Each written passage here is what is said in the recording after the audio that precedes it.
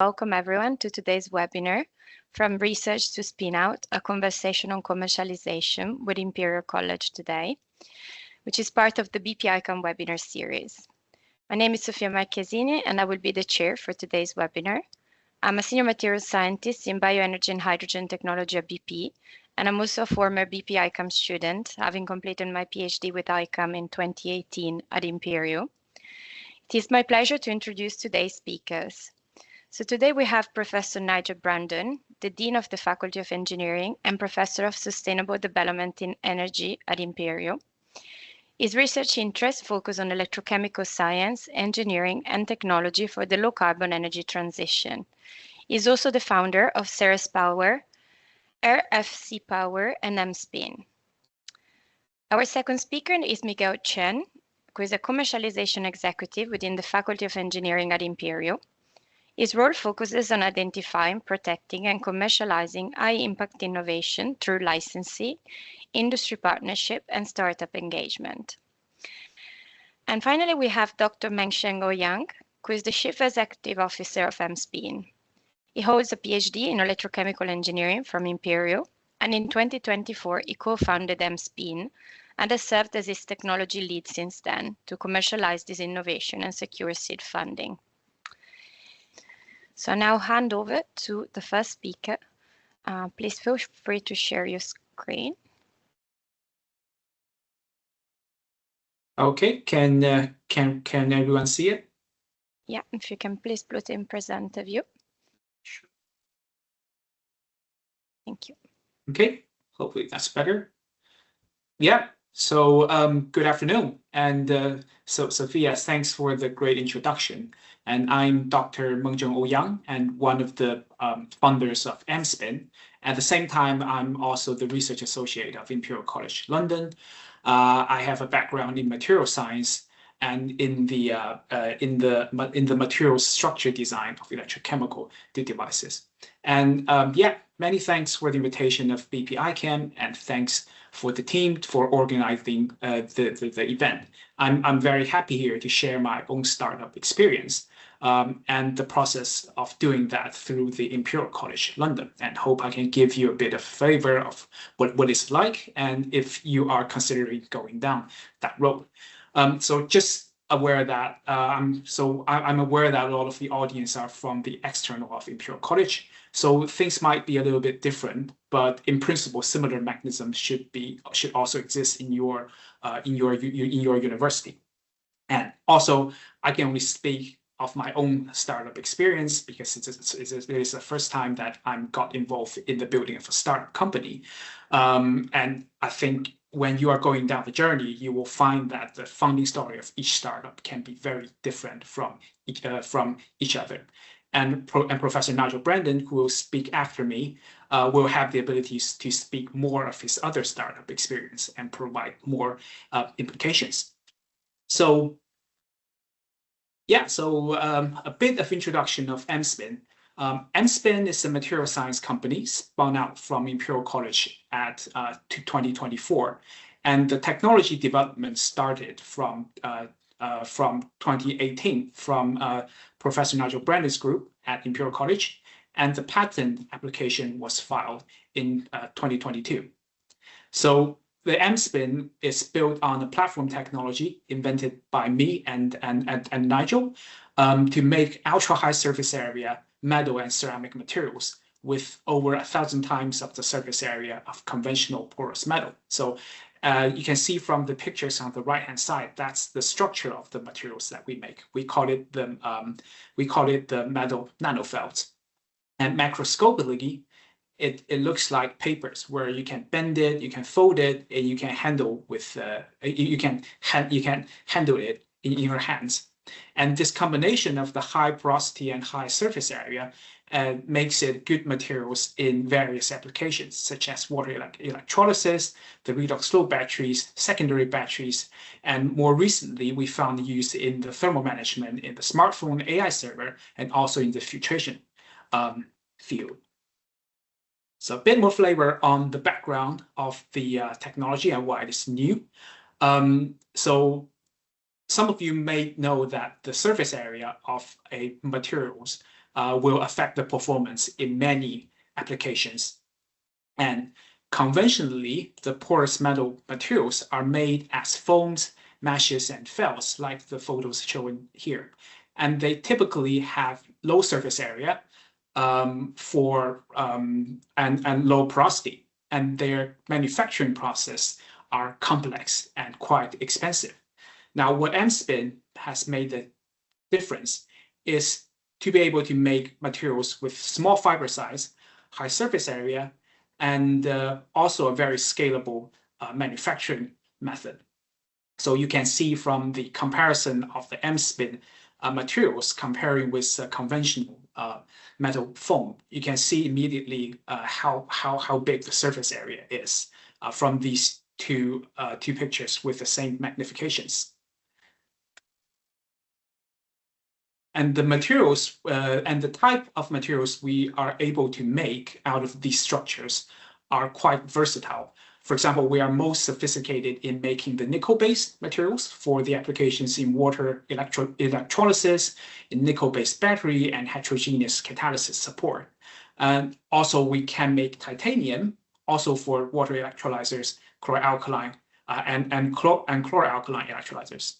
Now, also currently the copper, the iron, cobalt, chromium, moly, and the alloys of all those metals can already be made. Apart from metals and alloys, we can also make ceramics. So there are really a wide range of materials for this platform technology. And these are the three founders. First is me, Mengzheng Ouyang, and Professor Nigel Brandon. And also we have the founding CEO, which is Dr. Robin Francis. Now, we pitch ourselves as a materials platform technology company in that the same kind of nanofelt technology can make various different materials and use in various applications as well.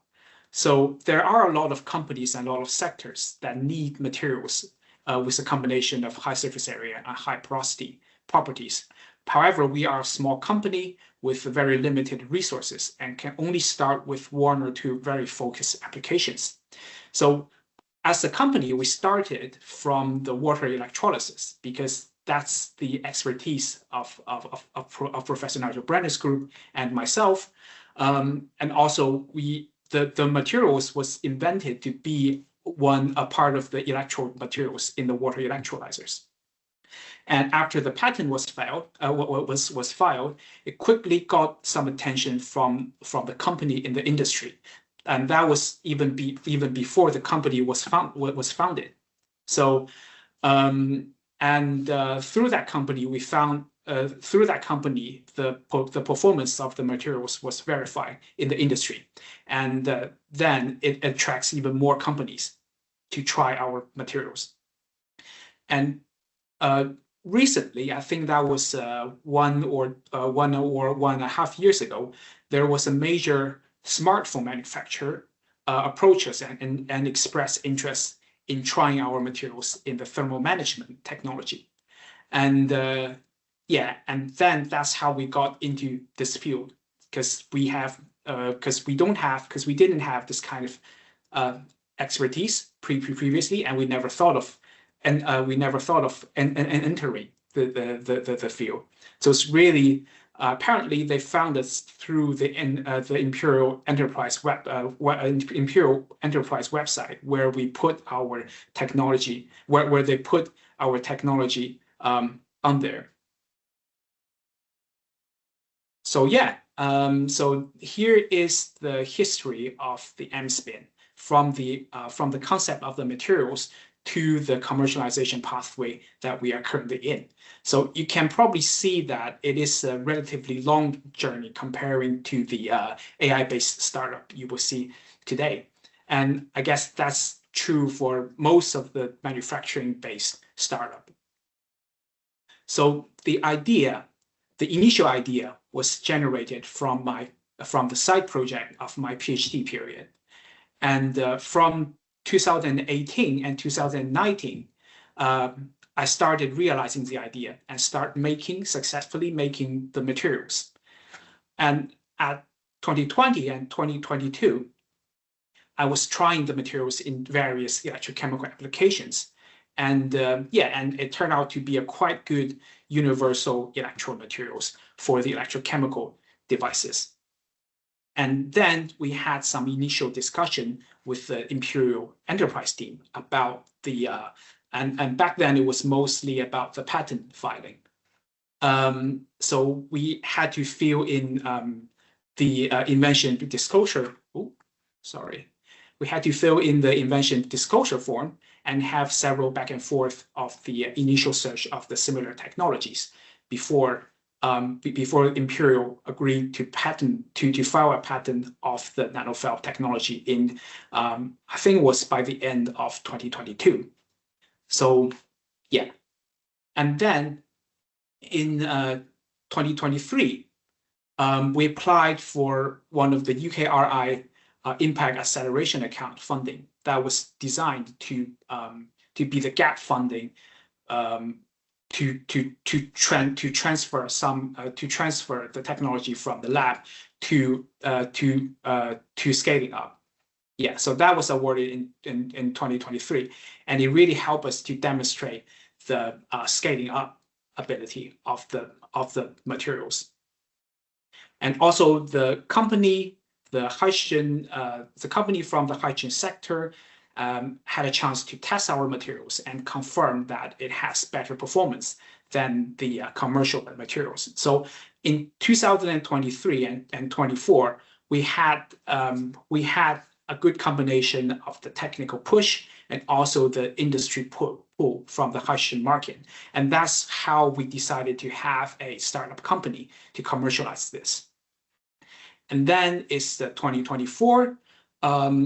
Since we decided to have the company, it's all about finding the right people and finding the investment. And that's when Dr. Robin Francis joined as the founding CEO. And Robin has a very rich experience and expertise in startup building and commercializations. So it was very good to have him to be our main guy to talking with the investors and manage the companies. And by the end of the 2024, we managed to secure the seed round investment. And from 2024 to now, it's mostly about building the company, building the bespoke laboratory in scale space in the White City campus of Imperial College. Also hired some more people to strengthen our technical team. And also we were able to explore some new applications aside from hydrogen, which includes the thermal management and the batteries space. And we've managed to generate some revenue, and we are in the progress of the second round of fundraising. So here's pretty much where we are now.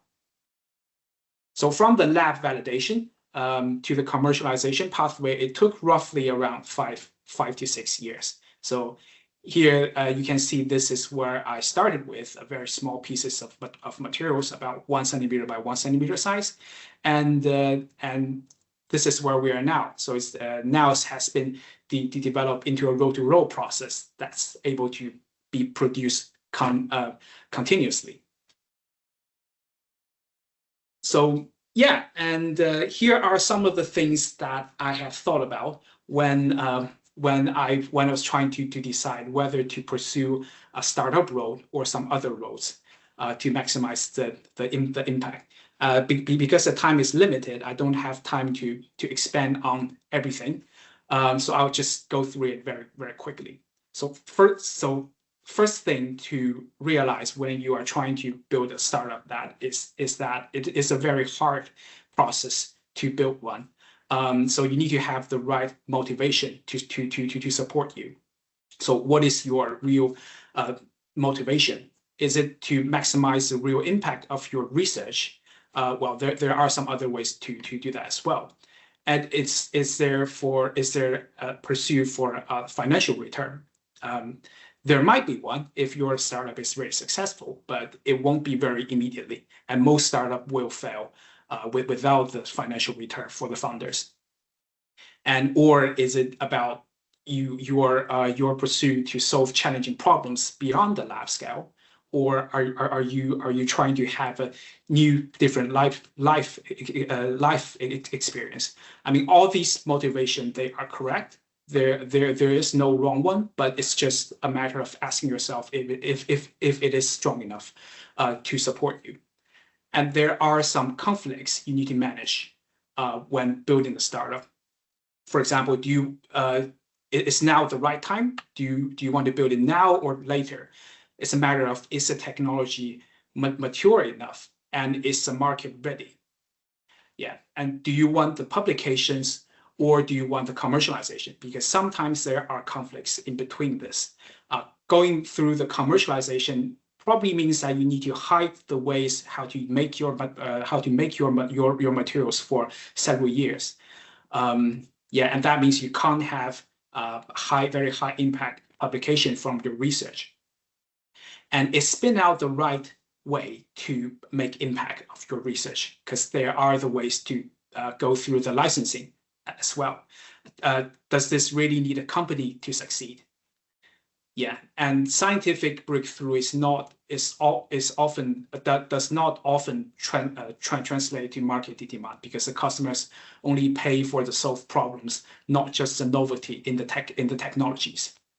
And also, do you have the right expertise to manage a company?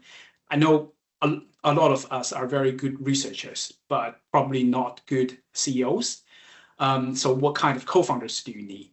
Yeah, and yeah, I mean, if you're trying to go through the startup journey or thinking whether to go down that road, I think these are some of the questions you need to consider. And if you're not sure about the answers, it's always good to have a chat with the university entrepreneur team, like after you've got a startup idea. So yeah, thank you. That's my presentation. Then I'll hand it over to Nigel. Okay, stop sharing.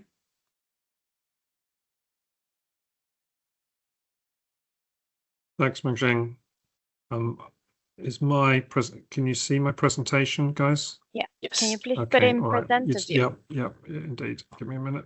There we are. Oops. It seems to have come up with a very small screen, so bear with me. There we go. So is that clear? Is that okay? Yeah, perfect. Thank All right. you.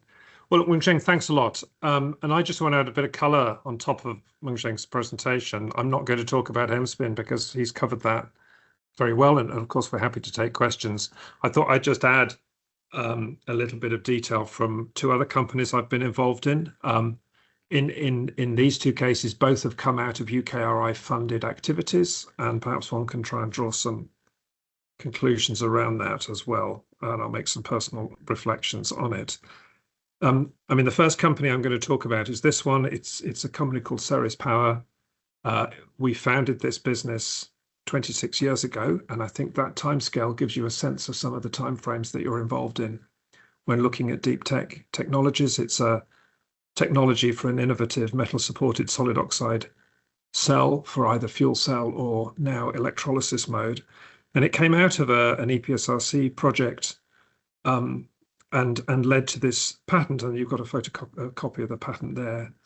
And I have to recognize, the co-founders who were involved in this, and Mengzheng's highlighted the issue of finding co-founders. I can't understate the importance of building a team to take technologies forward. And in this particular case, I want to acknowledge Brian Steele, who's in the top left, John Kilder in the top right, and Alan Atkinson in the bottom right, and a rather younger version of me in the bottom left, who were the academic co-founders, along with a research officer in the Department of Materials, Bob Rudkin. And so this team came up with this idea, and this again, we're not going to go into all the material science, but happy to take questions on it. And the key here was to think about how materials innovations would unlock and simplify device engineering for making these technologies, for either taking fuels into power or taking power into fuels. And so we developed the concept of this metal supported design in which we have a porous metal support on which we put ceramic layers. Simple in concept, but very hard in terms of materials processing development and manufacturing development. And a large team of people have worked on this over the subsequent 26 years to try and turn this, or to actually turn this into a reality. But I think the thing I would emphasize here is that this is about using science to make engineering as simple as possible.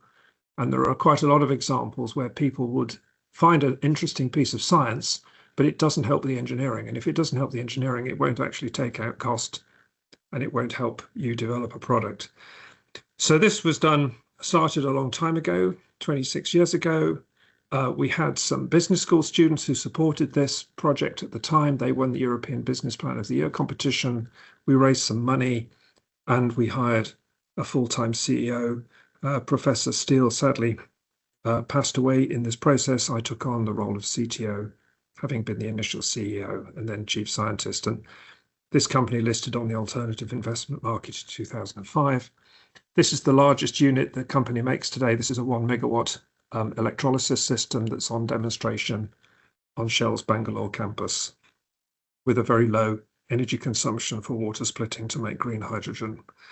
And if you go and look on the website, you'll see lots more information about the strategic partners that Ceres has today for both fuel cells, and some of them are named here, and for electrolysis. Now, the other thing that's a sort of general comment is that the road to technology innovation in a deep tech market is never easy. And while Ceres did well to start with, it hit problems some 12 years or 14 years ago now. It was rescued from an investment from IKP Group. At the time, the company was valued at less than £1 million. I kind of rejoined the business again. And the team, the commercial team, of which I'm not part, but the commercial team and the CEO, Phil Caldwell, flipped the product from being a product development company to a technology licensing business. Where are we today? Well, if you go and look at the share price for Ceres, which joined the main market, the main FTSE market in June 2023, you'll see the current market cap is £1.48 billion. So it's you have your ups and downs, it's fair to say, when one's developing these innovative technologies, but at the moment it's definitely on and up, and the whole market sector is being driven by the interest in flexible clean power generation for data centers. So that's the Ceres story. I think you can take from that it takes time and it takes a team, and you need to be patient, and it will have its ups and downs. A more recent one is our work on flow batteries. This is very much a collaboration with our colleagues in the Department of Chemistry, Professor Anthony Kusinek's team. Anthony and I had some UKRI funding again. We were trying to develop novel flow batteries. So this is a technology aimed at longer term energy storage in the sort of 8 to 48 hour market, moving away from the conventional incumbent of a vanadium solution to one which used materials that were much cheaper. We came up with this chemistry after much experimenting with others, which is based on manganese and hydrogen. The point is that manganese is the 10th the price of vanadium, and hydrogen is in a closed loop. So it built on our expertise in electrochemical systems and gave us a whole bunch of cost advantages over other longer-term energy storage solutions. Anthony's group came up with some really nice, elegant chemistry to solve some of the problems with the manganese disproportionation system. And so off the back of this, we filed some patents. And again, we filed patents covering both this particular chemistry system and an alkaline equivalent, which has a really wide coverage around all liquid gas flow battery systems for energy storage.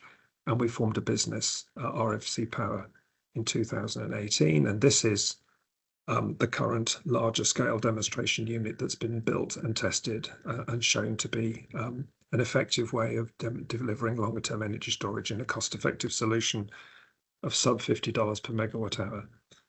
So what's the case here? Again, it came out of a science project. Again, it was about chemistry being used to solve engineering problems. We had a founding team, Anthony I've mentioned, but we also had two of our postdocs join as founders, Vladimir Ufit and Javier Rubio Garcia. In fact, neither Vladimir Ufit or Javier decided to join the business as a member of staff, though Vladimir joined the board. We hired a full-time CEO, Dr. Tim von Werner, who's still the CEO today. We raised seed investment, and the company's based in the iHub on Imperial's White City Deep Tech campus. So again, that's another example. We've been going 8 years now. It takes time to do these things. And then finally, these are some personal comments from me. As Mengzheng has highlighted, spinouts are only one of the ways to deliver impact from academic research. You can license or you can publish. All are equally valid. But if you want to go down the spinout route, firstly, I'd say you need a really distinct idea, because it's going to take you a long time if you're in the deep tech space. You've got to be able to protect that idea, and you've got to be able to, most importantly, you've got to be able to monetize it. In other words, just because it's clever doesn't mean it will make money. So, what's the value proposition? What's the commercial plan? As Mengzheng's highlighted, forming and growing a spinout is hard work, but you learn a lot. I certainly wouldn't advocate doing it because you think it's going to make you money. It might well make you money, but I think the stats for university spinouts, Miguel may have more up-to-date information, but is it only about 10% are still going after 3 years from spinout? So 90% fail across the sector. Imperial has a better average than that by quite a margin, but that's a whole bunch of reasons for that in terms of our ecosystem, I think. Investors back people and teams more as much as they back an idea, particularly at the early stage. I would comment that you need to know and be true to yourself, know when you should change role. I'll reaffirm Mengzheng's point, not many of us make great CEOs, some will, but we generally make good CTOs as academic or research staff. So something to have in mind. And again, to feed into Miguel's point, I think the university can certainly help with funding, with space, with commercial advice. And I think in particular, legal support for those if you've never done this before, there are legal implications of what you're doing, and they can all certainly be very helpful in the early days. So I'll stop there. And as I say, just to enrich a couple of points on top of Mengzheng's very nice presentation and pass on, if I may, to Miguel. Thank you.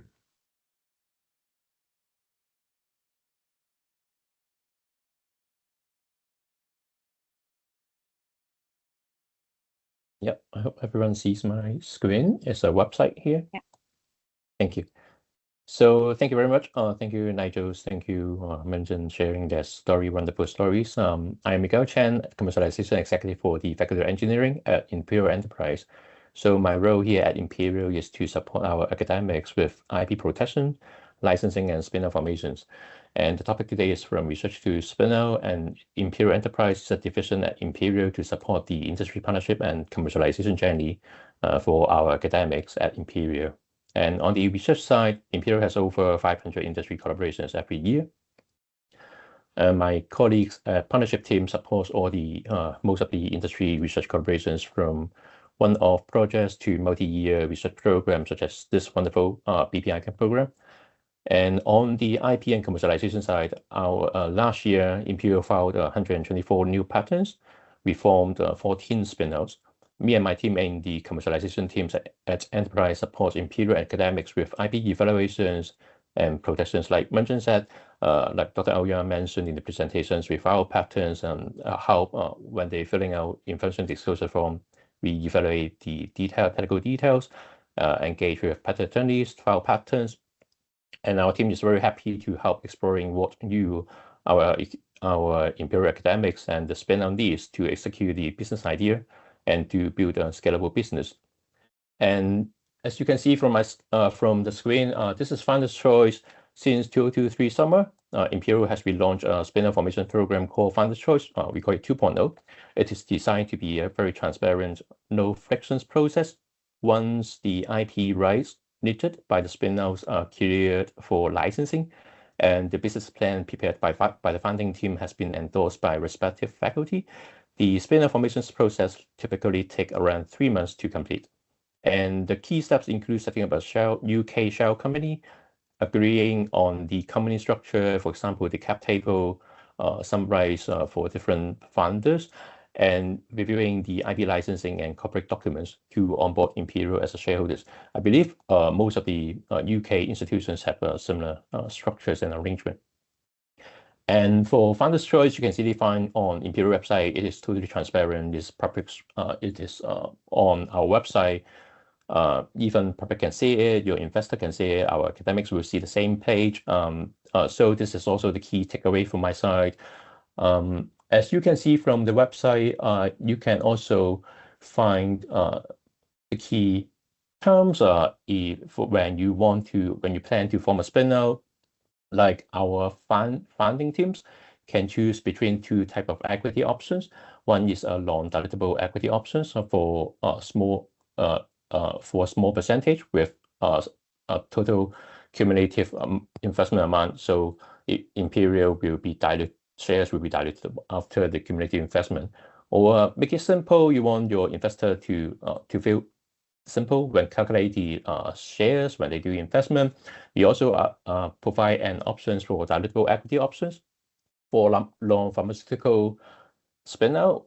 Most of the chemical company will fall into this category, so it would be 10% for the non-dilutable equity options, and this is up to our founders to choose between the two options. And on the IP and licensing side, you can see from the table, there's a flat licensing fee payable in 5 installments. We also provide IP licensing on patents, on like other intellectual property, maybe software. Nowadays, there are many AI software. You can also license software code from Imperial or including the model. So this is a very flexible program, and we try to keep the cash flow healthy in our spin-out. So we have different installment payment on the licensing arrangement as well as the patent cost reimbursement. And besides this, I think one key thing is all these documents are published online. So you can find all this template document like the IP licensing agreement, the document that we use to form a company, including the article of association, shareholders agreement, you can all find on the website. So before you want to decide what kind of model you want to follow and what are actually the key terms at Imperial, you can look onto this website and find all this information out, and so you can feel more comfortable and confidence when you talk to your investor. And if you have any questions, me and my team at Imperial Enterprise would be more than happy to help you explore the spin-out formations program. And so our team is separated into 3 faculties. So I am working in the Faculty of Engineering, and there's another team at Faculty of Medicine as well as the Natural Sciences. So if you have any questions, please feel free to contact the head of the team of respective faculty, and the contact is also listed on the website, so it is quite easy to find out. And one more thing I would like to highlight is when Mengzheng and Professor Brandon talked to at the early days, want to talk to investor. I believe one of the things is what is actually Imperialized at your spin-out company. When you talk to your investor, it is quite important that Imperial has several basic expectations when we are the shareholders of the spin-out. So the webpage also provide you a very simple summary about what right would those be. Like Imperial as a public institution, we would like to have the information right. We would have the observer right in the company, so we can see what happened in the company. If there would be any reputation risk in the business, which is not usually happens, Imperial will have some clawback right to give back shares to the spin-out company. So these are some key information that our academic teams will feel it useful when talk to investor. And if you have a commercialization plan, so a member of our team will act as your project manager. We are happy to guide you through the spin-out formation journey and help you navigate Imperial internal process and processes to protect your IP and create an impactful spin-out. As Dr. Ouyang mentioned, building a startup is very hard, and you have the key right motivation is very important. And our team is more than happy to try to streamline the process, help you to get started, and help you secure some IP right within Imperial using through your research lab. And I think this is my key sharing. And let me hand it over to Sophie for the next part. Thank you very much, Miguel, Nigel, and Mengzheng for the really good talks. So we're going to open up the floor to questions. So just a reminder to all attendees online that you can put your questions in the Q&A box, and I can read them out to the speakers. So we already have a couple of questions that came in. So a question from Sorin to Mengzheng. How do you intend to expand business operations and manufacturing capacity to address anticipated demand growth? Yeah, I think that's a very good question, and it's and it's a common challenge for all the manufacturing business, right? Is to anticipate what kind of demand there is in the market. I think we are quite lucky in that sense that there is contract manufacturing capability for our kind of technology. So, for example, if there's a big order that suddenly comes up and has a really tight deadline, we can go for the contract manufacturing choice, which will be more expensive, but again, it's better than missing that big opportunities. And if we identify that demand is a continuous and it's a long-term demand, we will try to seek to get our internal manufacturing capability, which may take a month or years to build up. Yeah. Okay. Thank you. Another question from Hans for Nigel. Do you always recommend to take grant funding for pre-seed level validation? Any downside when considering VC funding when trying to fund pre-seed venture capital funding? Yeah, look, I mean, grant funding is always great because it's non-dilutive, obviously. And in an academic context, obviously universities are well set up to receive grant funding, but it does tend to be for more the research end than the technology innovation end. Mengzheng highlighted the acceleration account, the impact acceleration account funding. I think what was so useful about that, even though it wasn't a lot of money in absolute terms, is that it allowed us to do some of the types of work that you can't do with an EPSRC or UKRI academic grant. In fact, what it allowed us to do was prove the process via some contract manufacturing, and it also allowed us, because the IP is actually in the solution chemistry, not in the spinning process in this particular case, and so you can use a conventional manufacturing process, which is why contract manufacturing is an option. It also allowed us to undertake a cost analysis of the process, so we could so when we were talking to investors, we had both evidence that it would work in a roll-to-roll process, and also more robust costs that we could discuss with them. So non-dilutive funding is always great if you can get it. Certain types of funding, of course, are then only available once you have a company. So these tend to be leveraged funding schemes, from whether they're from the EU or whether they're from Innovate UK, in which case you need some form of matched funding. That's only possible if you've formed a business. I would always urge to try and go as far as possible down the technology proof point before you form the business, because once you form the business, you start to incur costs, and those costs, so then you have to have money set aside to meet those costs. So the more you can do internally within the university, the better. But of course, there comes a point at which you do need to leave the parent ship and set up on your own. Partly about hiring people, partly about providing the right cultural context for a commercial operation rather than a research operation. So it's a bit of a balancing act. I would not try and go too early.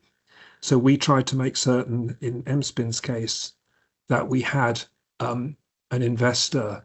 We'd gone a long way to securing first round seed funding before we formed the business, so that we could then form the business with the money intact, and allowed us to set up in our own space and hire some first hires But we still continue to work with the university, and we continue, of course, to work independently as well.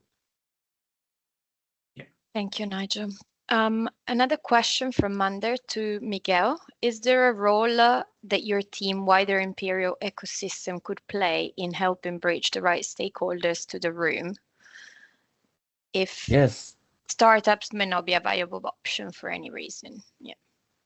Yes, thank you very much for the question. So Spinout is only one of the commercialization route for licensing of technology and create impact in the industry. So our team managing different parts of the IP licensing process. So one of the route is to have an IP license arrangement with third party, some established company, if that would be easier. If those technology are at a higher level of technology readiness level, we may able to go to some industry partners and market the technology wider. And if this is something possible, they can pick up the technology and do manufacturing by themselves. But some of the cases are like our Spinout cases. There will be some technology gap, some validation to be done, and are waiting for the technology to be scaling up, to be proven. And for some cases, Spinout may be one of the best route to create a Spinout, because the technology team, the technical team, the research team is expertise in this area, so they are able to navigate the technical difficulties and find a way to scaling up the solutions, as well as to create bigger impact through Spinout journey. I think from Imperial Enterprise, we also support our Spinout by linking up with investor, also provide internal coaching support through Imperial Enterprise Lab.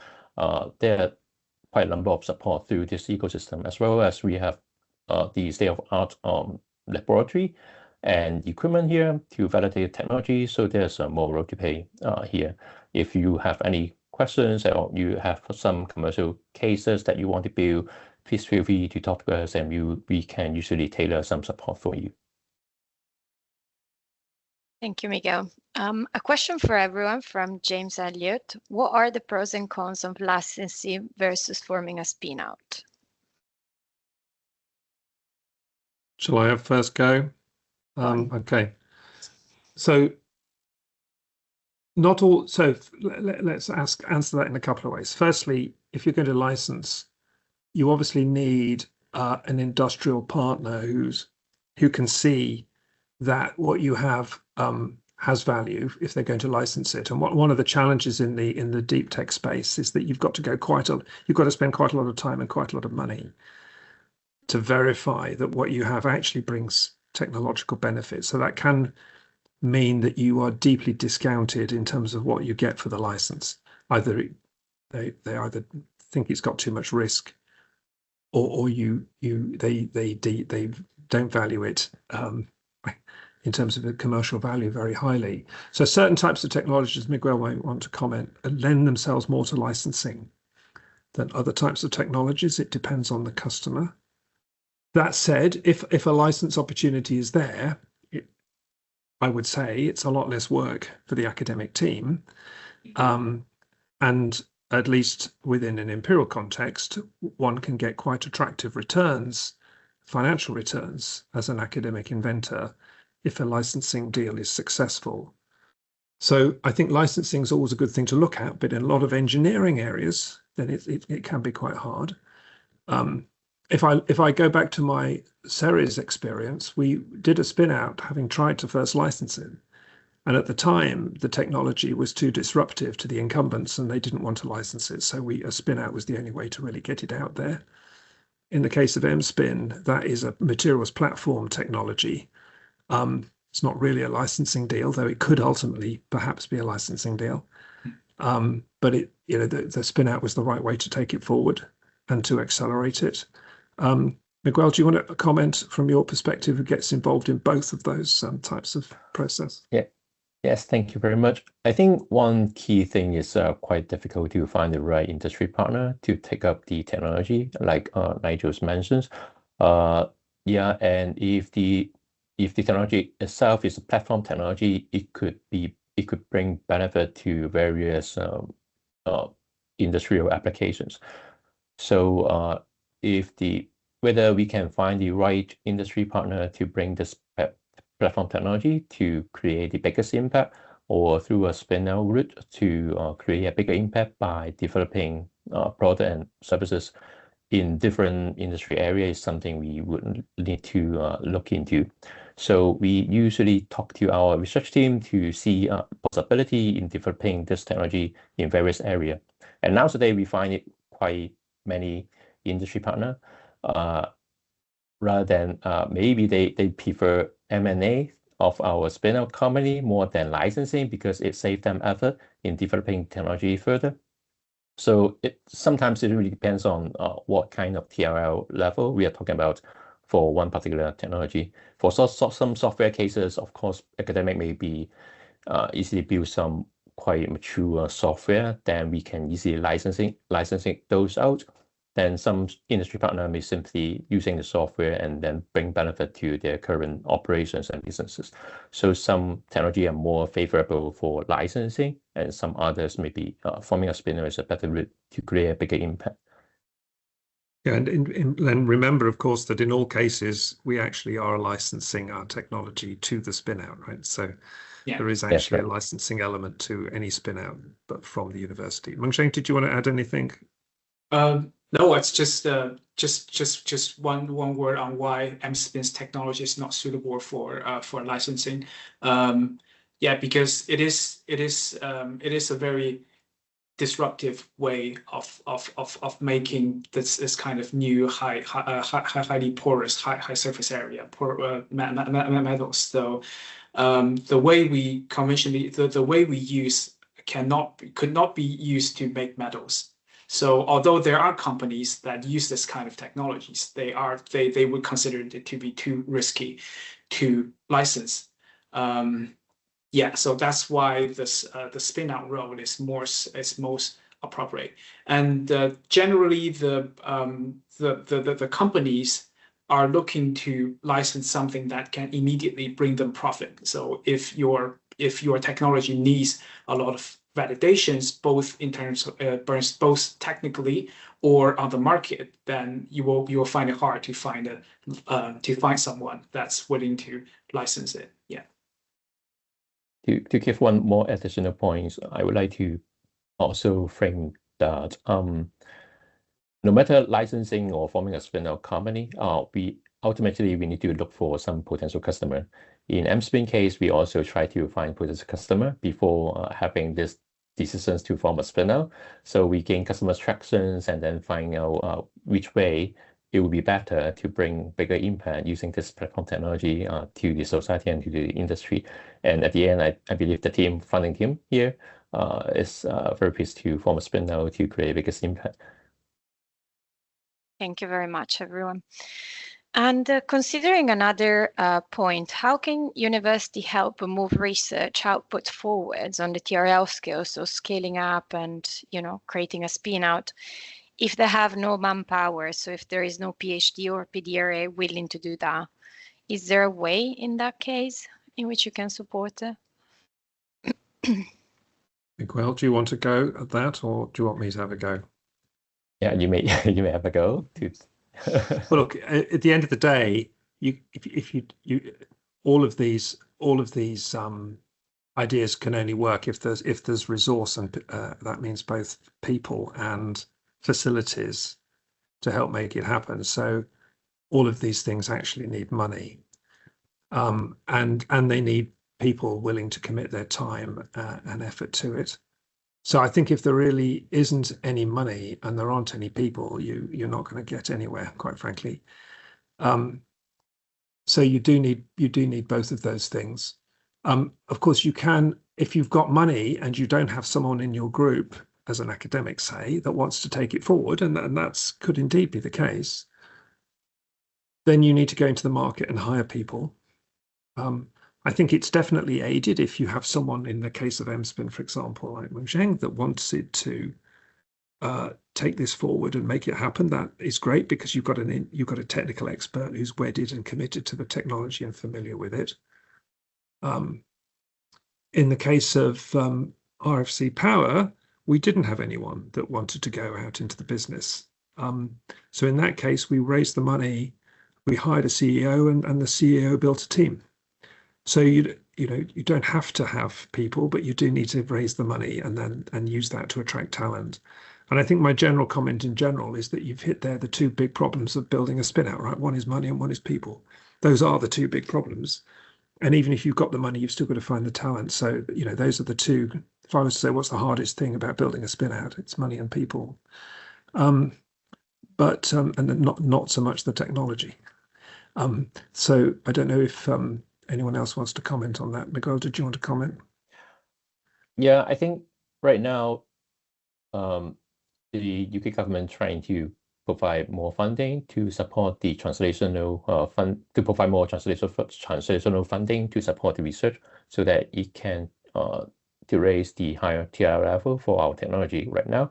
But still, there's some step to go. And as Nigel mentions, the team is also very important. Someone take the technology, take the Spinout on board. And this is a lot of dedications and a lot of investment in time and in energy.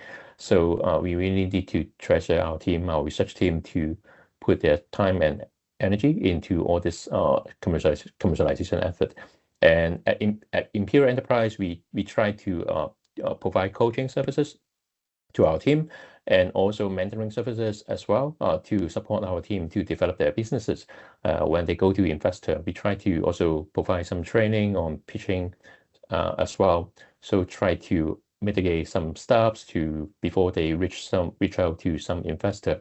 And hopefully, we also encourage our academics to find potential investor to discuss their appetite in investing. So if they got endorsement from investor, is a more concrete signals for the Spinout as a more good signals for the Spinout to form at the right time. Then they can have sufficient investment, sufficient run rate to build their business at the early stage of the Spinout journey. Yeah. Mengzheng, do you want to add anything? Someone that's gone through this recently.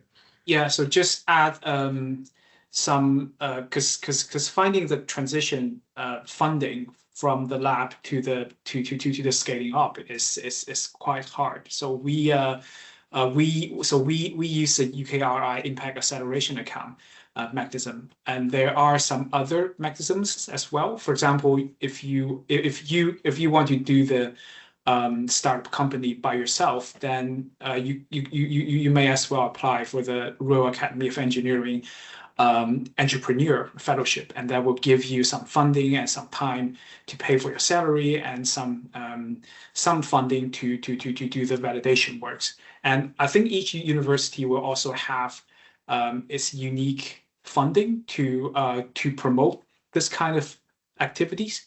I remember Imperial has something, but I couldn't remember the name of that. But there is definitely this kind of mechanism existing in the university. Yeah. Thank you very much. So remaining on the topic of manpower, Nigel, how do you balance being an academic and a researcher with being an entrepreneur? Yeah, thanks for that question. I think, look, I mean, firstly, I'd encourage anyone that was interested in having a go at an entrepreneurial experience, right? I think you learn a lot doing it. But the key is to try and find a way of balancing your time that you're spending on your entrepreneurial journey. And formally, of course, you need permission to do that. And you need to use some of the allowance that we give every academic for external work, to commit that time. But you have to balance that against your other academic activities, whether that's research or teaching and so on, service to the department. So it is a balancing act. I think it's very easy to get drawn in too much into the excitement of the spin out and forget the other things. I think I would always advocate, if possible, kind of a balanced portfolio across any academic profile. Whether that's some industrial or entrepreneurial research balanced with some kind of fundamental, probably more EPSRC or a BBSRC type research. So it's all about getting a balanced portfolio.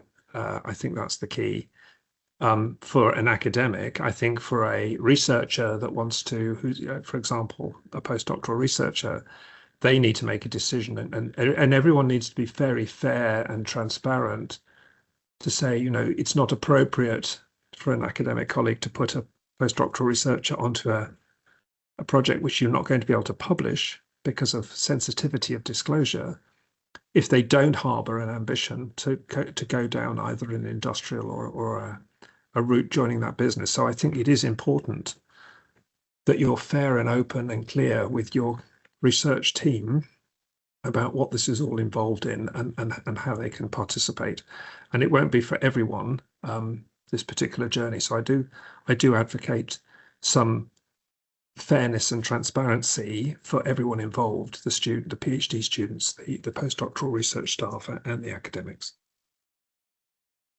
Thank you, Nigel. One last question in the interest of time. I guess for everyone, what makes you decide that you have a technology that is ready for a spin out?